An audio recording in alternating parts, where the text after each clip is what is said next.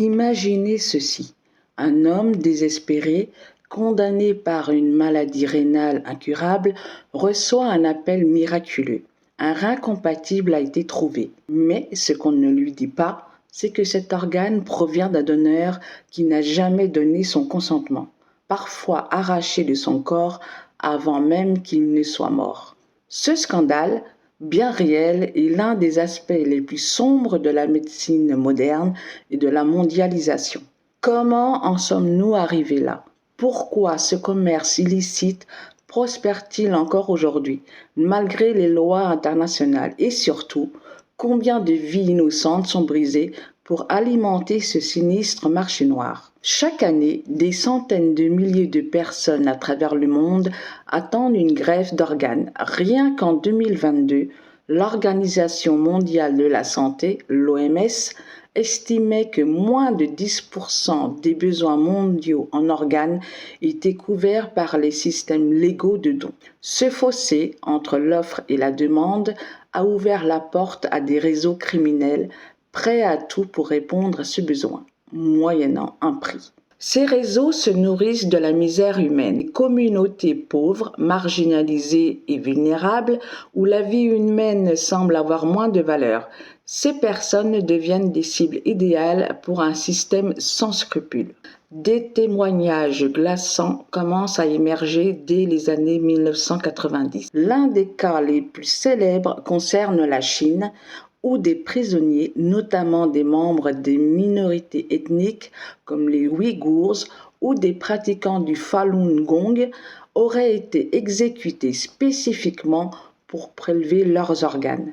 Des rapports détaillés, corroborés par des organisations de défense des droits de l'homme, affirment que ces greffes sont planifiées avant même que les prisonniers ne soient exécutés. Mais ce problème dépasse largement les frontières chinoises. En Inde, au Pakistan, au Bangladesh et en Égypte, des villages entiers témoignent de prélèvements forcés ou de ventes volontaires sous la menace. Un documentaire saisissant de la BBC a dévoilé l'histoire de familles pauvres en Égypte, recrutées sous prétexte de travaux légaux à l'étranger, qui finissent par se réveiller sans un rein après avoir été drogués. Même dans les pays occidentaux, des scandales surgissent. Aux États-Unis, un chirurgien célèbre a été accusé d'avoir prélevé des organes sur des patients déclarés morts avant même qu'ils ne le soient réellement. Pourquoi ce commerce prospère-t-il autant? La réponse réside dans son incroyable rentabilité. Un rein peut se vendre jusqu'à 200 000 $ sur le marché noir.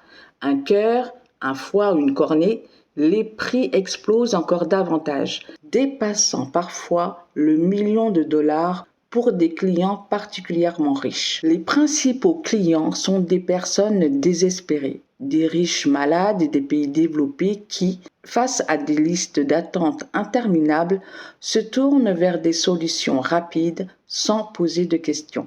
Le rôle des intermédiaires est crucial. Agences de tourisme médical, médecins complices et réseaux mafieux organisent un système huilé qui rend la traçabilité quasi impossible. Ce scandale est une véritable bombe éthique. Peut-on justifier de sauver une vie en détruisant une autre? Plusieurs gouvernements, comme celui de la Chine, sont accusés de tolérer ou même de faciliter ce commerce. En Occident, bien que des lois existent, leur application reste limitée. Combien de riches patients européens ou américains opérés dans des cliniques discrètes se posent vraiment la question de l'origine de leur greffe? Ce scandale illustre la façon dont la médecine peut être instrumentalisée pour commettre des abus.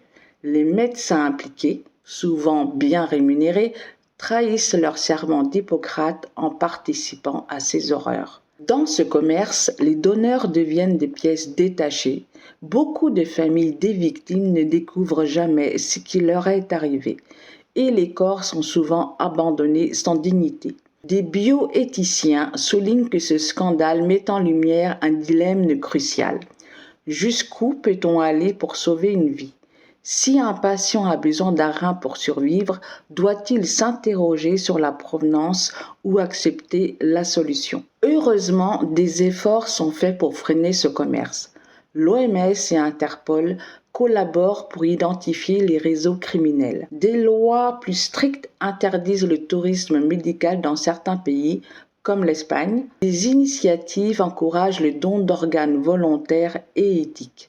Cependant, ces mesures peinent à suffire. Le marché noir est florissant et les peines encourues pour ce trafic sont souvent dérisoires. Le scandale des greffes d'organes non éthiques est une face sombre de la médecine où le progrès scientifique est perverti par l'appât du gain et l'injustice sociale.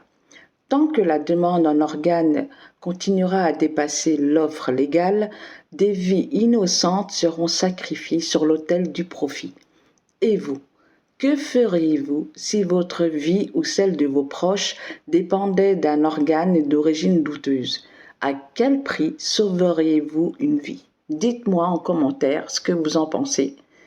Et surtout, n'hésitez pas à me suivre.